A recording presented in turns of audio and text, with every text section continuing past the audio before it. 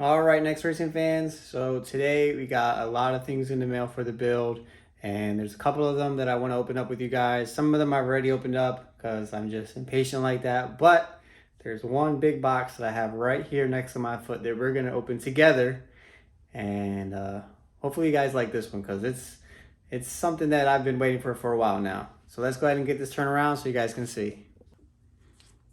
All right, guys. So we're gonna start off with these two boxes here. So this box here I got from Low Dollar Motorsports. As you can see, Low Dollar Motorsports. So basically what's in this box is I have a temperature sensor, air temperature sensor. I have two of those here. And then basically in here we'll have 3 pressure sensors. I believe they're 150 PSI each. And then a 5-bar map sensor. And then I have the tubing for the sensors because the sensors are going to be mounted remotely to this Low Dollar Motorsports remote mount for the sensors. Got it for a good deal for Black Friday, so I couldn't pass up on it. I got a bunch of push to lock fittings here. That'll go with obviously the hoses, and then they'll connect to the sensors. And then this will also run to the wastegate. The wastegate is going to be run off CO2. So the CO2 wastegate is going to be run off of this. So we'll run from the CO2 bottle to the wastegate and control the wastegate with the CO2 and control the boost like that. Let's go ahead and get this box here closed up. Put to the side. Go into this box. Now this box here is from Motion Raceworks. We have a E85 flex fuel sensor. Basically it's kind of like a housing for it with a pass-through. So what happens is you'll put the flex fuel sensor in here. A lot of the flex fuel sensors are only accommodated up to like a -6 AN, and a lot of the fuel lines and return lines are -10, -12. So it's a lot more fuel going in than what's coming out of the sensor. So Motion Raceworks made this sensor to where you'll have a -10 fitting here, a -10 fitting here, and you'll have some of the flow going through the sensor, and then some of the flow goes underneath the sensor and goes around. That way you don't have any restrictions on your fuel flow. This here is basically for the firewall, for water coolant, for the firewall. And we'll get back into this in a little bit. We'll put this to the side. And then we'll bring the big box over. So this box here takes up a lot of the room on the table. Let's go ahead and get this opened up. I've got the dogs in the garage with me. They're being a little bit nosy today, so you see the dogs in the background behind them. They're sniffing around. They're normally not allowed in the garage, but hey, get out of there, go. So I'll put this to the side here. We'll take these wraps off, throw them to the side. Go. Go. No, you're not allowed in here. Alright guys, so this here, as you can see, let me flip it back a little bit, is from Mishimoto, world leader in performance cooling products. So for those of you that are wondering what this is, take a guess. Leave a comment below what you think this is. Pause the video right here, hit pause, comment below what you think this is, all right? And the first person who gets it right, obviously some of you guys are gonna cheat, but the first person who gets it right, I'll see what I can do to give them something, you know what I mean? But pause the video here and tell me what you think is in this box, all right? So we'll pause for a second, go down, see what you think it is, comment, and then resume the video, all right? All right, so let's go ahead, get this box open.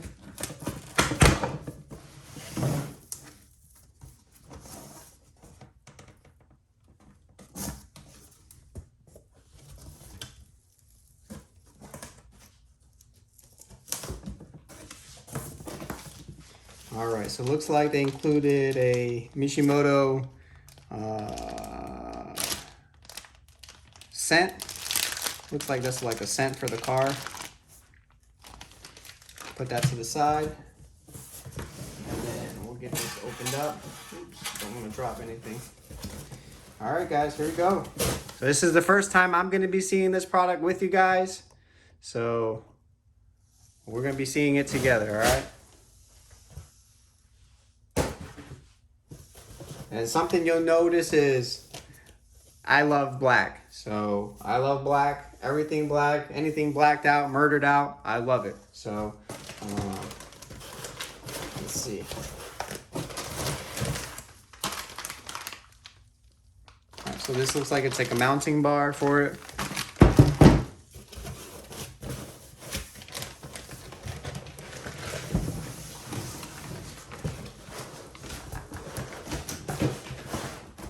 You know what? I'll just do this. I've got an idea. We'll just cut these little pillars off the side here. All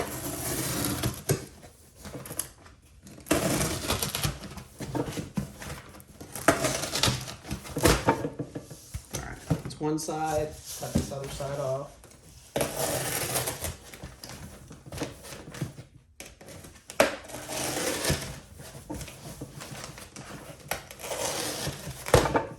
The other side's cut off. Bam. All right, so guys, we're getting closer. I don't know if you can see in there or not, but we're getting closer. All right, so let's go ahead and get this thing pulled out here and see what it looks like. I might have to take out all this foam in here. Oh, there we go.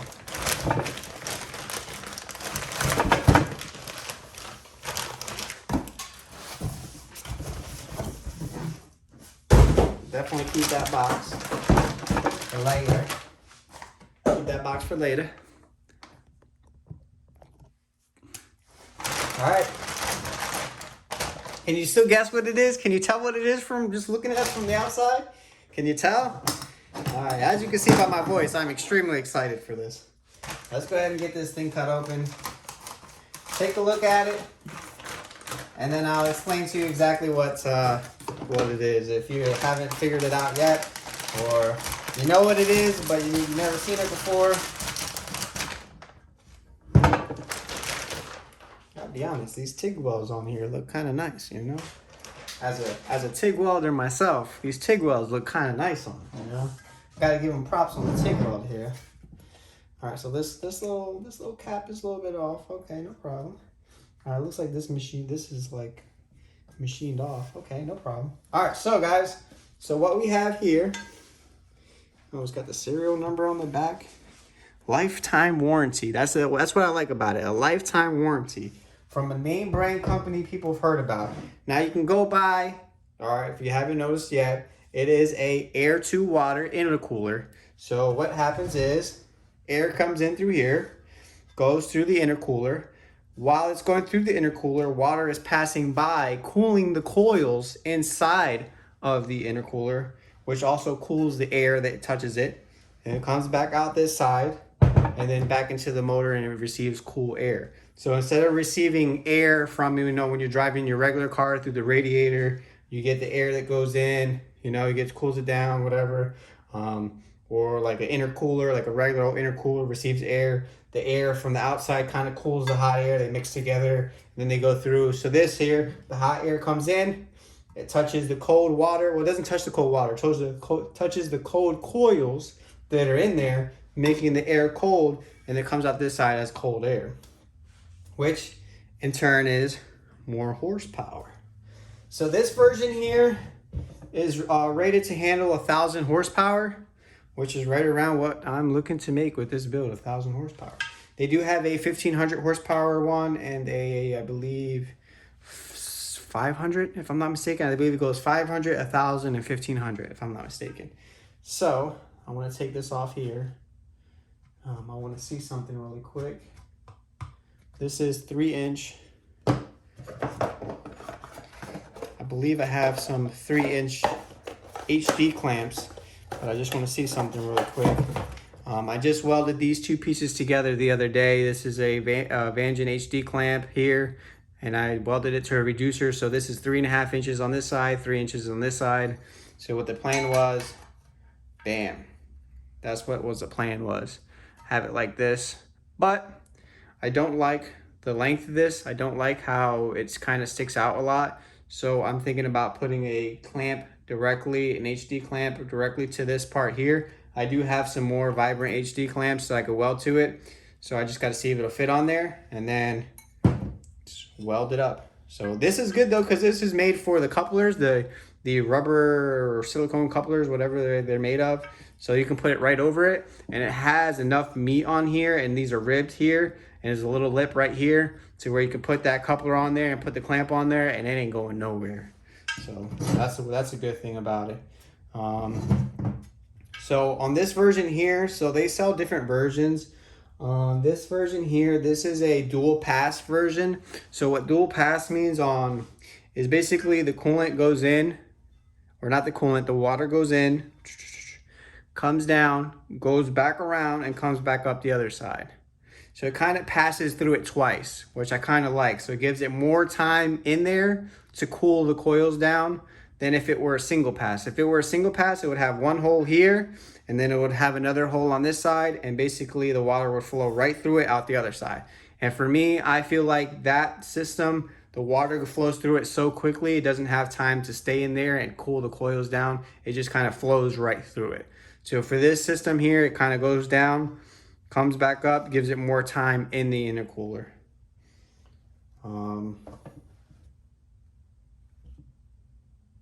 Just taking a look in there.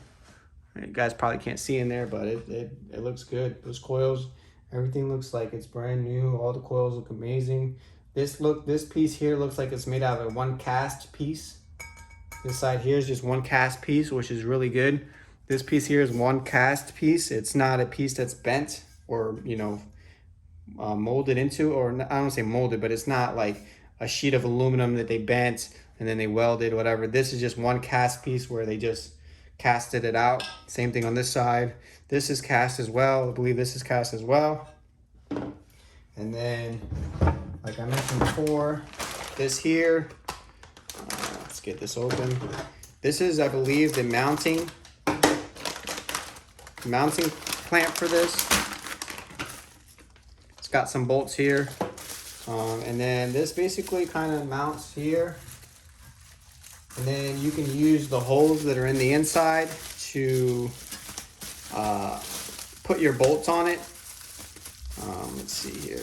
All right, perfect. It opens like this. We'll get this opened up and I'll show you, just so you guys have an idea. If you guys are looking for a water-to-air intercooler from a reputable company, I know there's other websites out there that have air-to-water intercoolers for sale for like $250, $300, but there's no reviews. There's no actual photos that it being in use.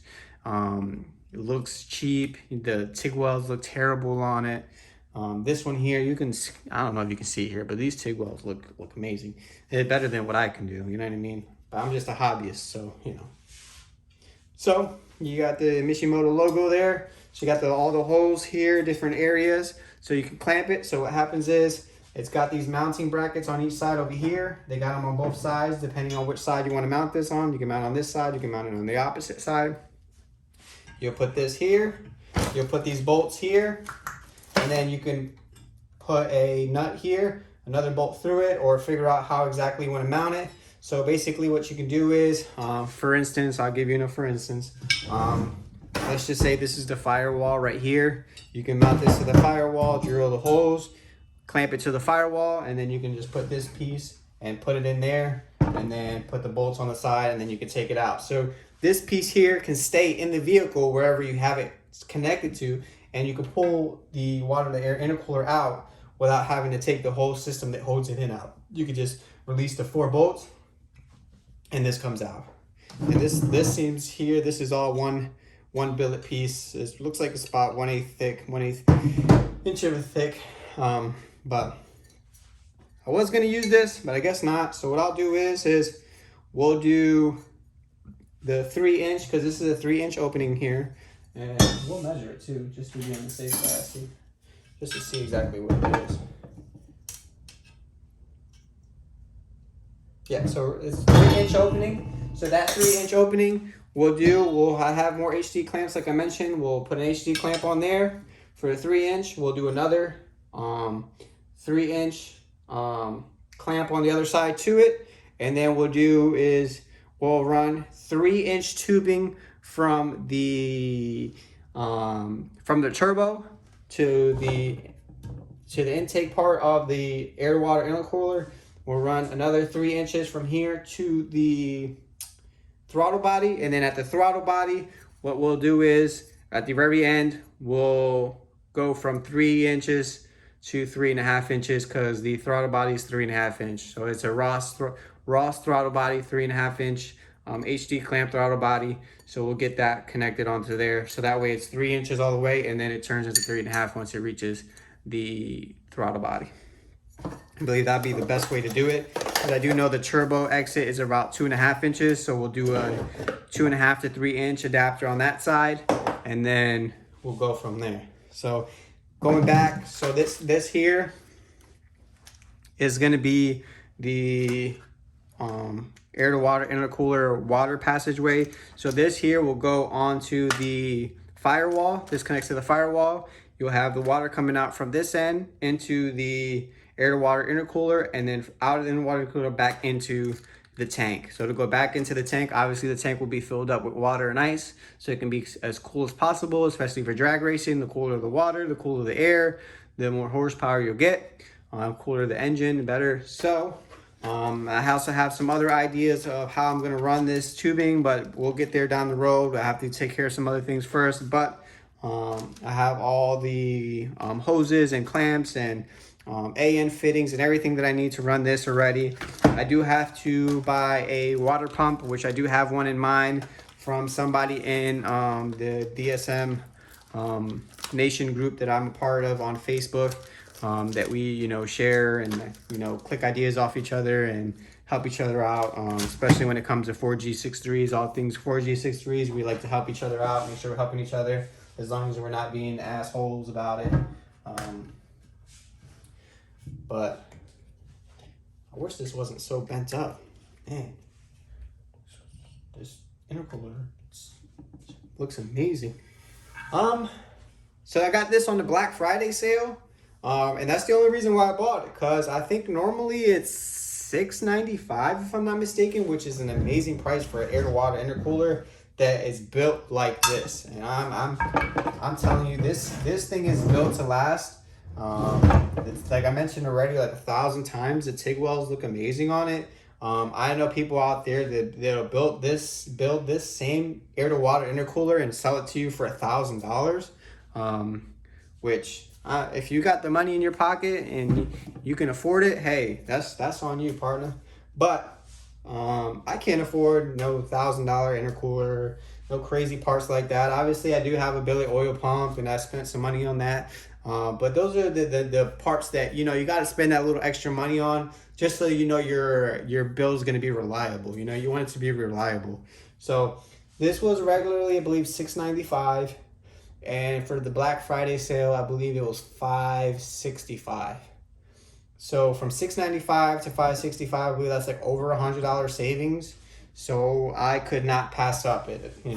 I had to transfer some money from my savings to my checkings, but I made it happen. So I changed it over, and I can't wait to get it installed. We're almost there, guys. We're almost there. I've got a couple more parts that I need to get. I've got a part list here of things that I still need to get. This part list, this whole board was filled with stuff. All these slots were filled. All this over here was filled sideways. The whole thing was filled. I still need to get some things here. As you can see, I do want to get another Frontline Fab oil pump, which obviously is going to take some time to get in, which is fine. I need to get some timing belts. I need to get some valve keepers, which I'm in the process of getting that right now. I need to get a stage 2 cams, 272 cams. So if any of you guys have a used stage 272 cams, whether it's used or new, it doesn't matter to me. I need some stage 2 cams. That's going to go in the budget build. I need a 2G OEM knock sensor. If anybody knows of a 2G OEM knock sensor in good condition, I don't want nothing that's beat up and crazy. I need to get one more set of ARP main studs. What else? I do need to get some more CP pistons for the builds. I have the CP pistons for the main motor. I need to get it for the backup motor, and then for the third budget build motor, I already have pistons for that one. I need to get a Zona rotor turbo, which I'm gonna get, I think it's the second biggest size they make that's rated up to 1100 horsepower. I believe it's like the 11569S version if I'm not mistaken, so I'm gonna get that.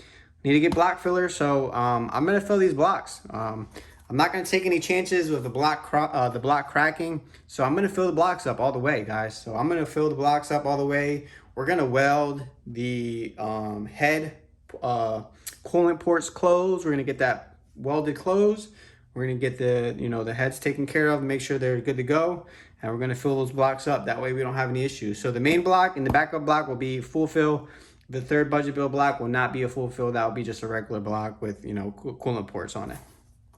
I need to get some 625 plus head studs, because if we're going to be making this high horsepower, we're going to make sure that the head gasket doesn't come apart, make sure that it's clamped good in there.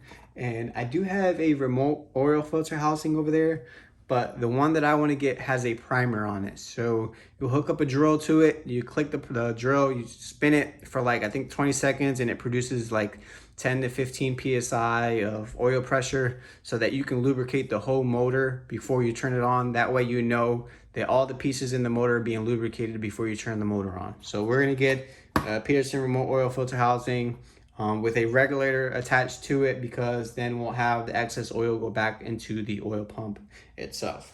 So we're gonna get some of this stuff scratched off here. My goal is by the end of the year, which obviously the end of the year is like right around the corner, we got a month left, is to get some of this other cheap stuff to get on here. So the timing belts, the valve keepers, main studs, knock sensor, block filler, the head studs. I'm trying to get all this stuff ordered, and then just leave some of the more expensive stuff like the CP pistons, the turbo, and the frontline fab. So those are my three that I think I'm going to have to get next year, which I'm fine with, but we'll get those two next year and everything else this year, and then we'll be good to go. I got to take the blocks over and the heads over to the machine shop to get worked on. I've got a machine shop for the heads that they're willing to weld the coolant passages closed. They're going to deck it. They're going to cut it for oversized valves. They're going to put new valve guides in, make sure it's all good to go, and then we'll go from there. And then I'm going to ask them also to knock out that freeze plug on the front of the heads, so that way maybe they can weld a 16 AN fitting to it, or I could weld it to it. Doesn't matter. I'll weld the shit out of it. Don't matter to me. But weld that to it, and then go from there basically. And then I've got some money coming in early next year, and with that money I'm either gonna build a car from scratch, or I'm gonna buy a rolling chassis. And right now the way my mind is set is I'm gonna buy a rolling chassis. And why? That way I can go racing quicker, guys. I mean, if I build a car from scratch, it's gonna take me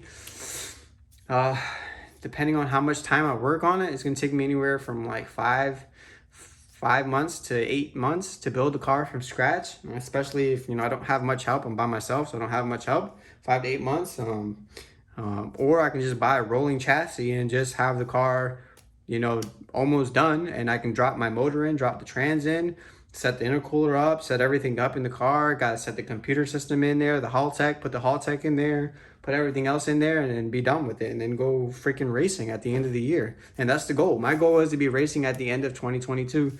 And I'll go to my local track here, which is Bradenton Motorsports Park. I'll go over there, go to a test session, test the car out, and that's the goal. So, and we're going to stick with it, guys. I'm basically going to put all my money into this. So we're going to go with it. So that's it with the video, guys. I'm trying to see if I got anything else in the mail. I did get some, I did go through Extreme PSI, and I got some GSC S3 cams. Yeah, this thing is so beautiful, guys. I gotta say this. I didn't think it was gonna look this good, and since it's black, it just kind of makes it look better. Or I don't know, it's just my opinion. I just love black. When I'm done with the intercooler piping, I'm gonna paint that shit black too. Everything's gonna be blacked out. So I got some GSC S3 cams, which I have 2 sets of them, which is good for the main motor and the backup motor. Like I mentioned before, I need some S2 cams or some 272 cams. for the budget build. Trying to see what else did I get in. You know what? Let me show you guys something else really quick. I got something else I can show you guys. Let me put this back in here really quick. And I don't want to make this video really long, but this is something that I want to show you guys.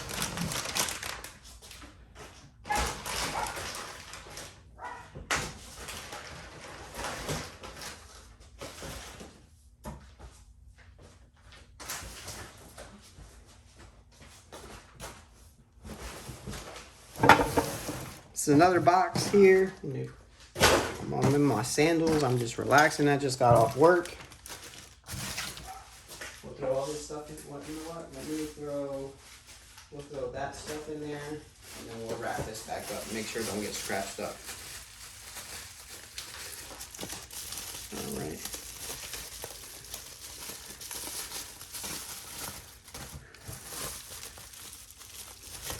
All right. So we got this wrapped back up. We'll throw that back in there. All right, guys. So this is something that I got a little while back that was posted on, I think it was Instagram. And I had to pull the trigger and fucking buy this. You know what I mean? All right, guys. We'll leave you with that little teaser right there. But watch out for the next video. It's going to come out soon. So remember, stay tuned. We're next racing.